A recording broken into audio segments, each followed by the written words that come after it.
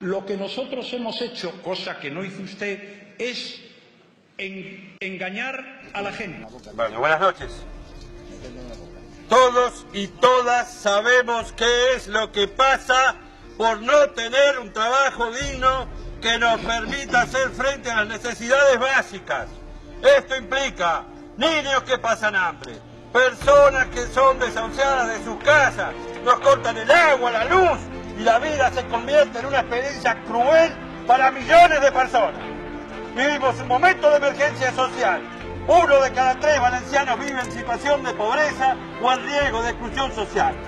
En Nazaret y en nuestros barrios olvidados tenemos la mayor tasa de desempleo y temporalidad de la ciudad de Valencia. Reivindicamos un trabajo digno y una renta básica. O un trabajo digno o una renta básica.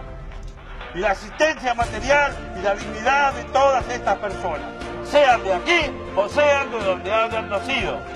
Exigimos a la administración que el problema del desempleo y sus consecuencias, la exclusión y la pobreza sean el eje principal de las políticas públicas. Necesitamos hacer visible este problema.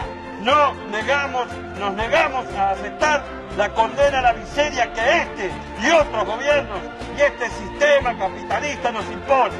Esperamos a todos los colectivos de personas desempleadas y precarias, ciudadanas con conciencia y movimientos sociales para que nos acompañen y se sumen a esta convocatoria.